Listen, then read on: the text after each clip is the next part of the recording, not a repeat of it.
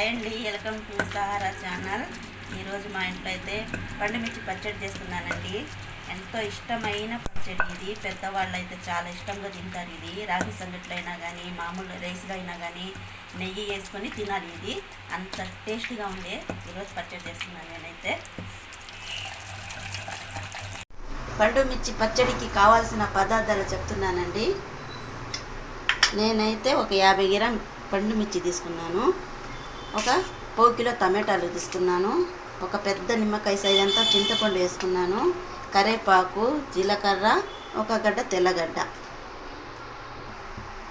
ఇప్పుడు నేను బండని కడాయి బట్టి దీంట్లో నేను మిర్చి వేసినానండి. ఇప్పుడు ఇది బాగా నూనెలో వేయించేస్తాం. ఇది బాగా వేయించుకోవాలండి. దీంట్లోనే జీలకర్ర వేస్తున్నాను ఇప్పుడు నేను.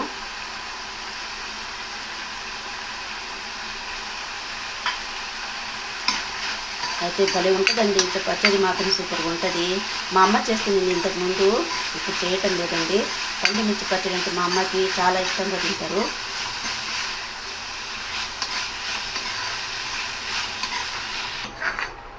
పచ్చిమిర్చి అయితే ఎగిపోయినాయండి. ఇప్పుడు టమాటాలు వేసుకుంటాను.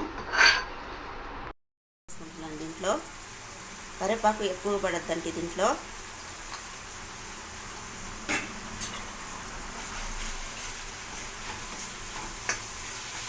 మేము ఎన్ని మిర్చి వేసుకుంటామో అంత టమాటాలు కూడా ఎక్కువగా వేసుకోవాలి. దీంట్లో కరివేపాకు ఎక్కువగా పడద్ది. అప్పుడే ఈ పండు మిర్చి పచ్చడి చాలా టేస్ట్గా వస్తుంది. ఇది పల్లెటూరులో ఎక్కువగా చేసుకుంటారండి. ఇప్పుడు టమాటా అయితే వేగిపోయినండి. ఇప్పుడు తెల్లగడ్డ దీంట్లో వేస్తున్నాను. ఒక 5 నిమిషాల తర్వాత స్టవ్ ఆఫ్ చేసేస్తాము.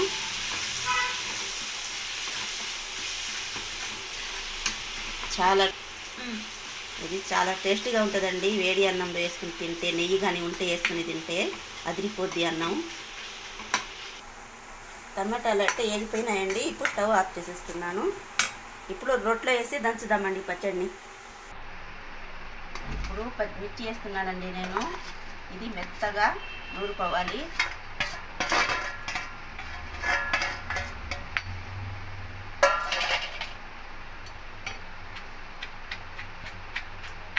పండు మిర్చి అంటే చాలా ఘాటైనది ఇది. మా అమ్మ అయితే పచ్చిమిర్చి పండేసి ఆ తర్వాత పచ్చిది చేస్తుందండి. సూపర్గా చేస్తుంది. అప్పుడైతే, ఇప్పుడు చేయలేదు మా అమ్మ.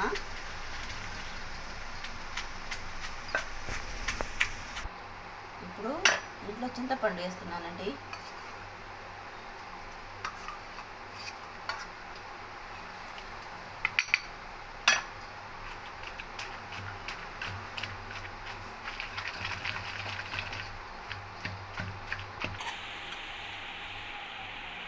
ఇప్పుడు టమాటాలు వేసుకుంటున్నానండి. ఇప్పుడు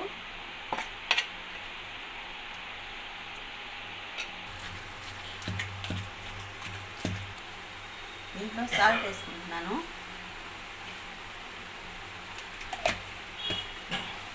ఇప్పుడు పచ్చడి అయితే రెడీ అయిపోయిందండి. ఇప్పుడు గిన్నెలో తీసుకుంటున్నాను. చూసారు కదా, సూపర్గా ఉంటుంది. నెయ్యి వేసుకుని తింటే సూపర్గా ఉంటుందండి ఇది.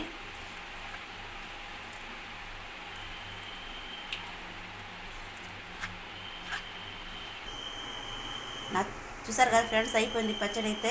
నా ఛానల్ చూసే వాళ్ళందరూ లైక్ చేయండి, షేర్ చేయండి, సబ్స్క్రైబ్ చేయండి.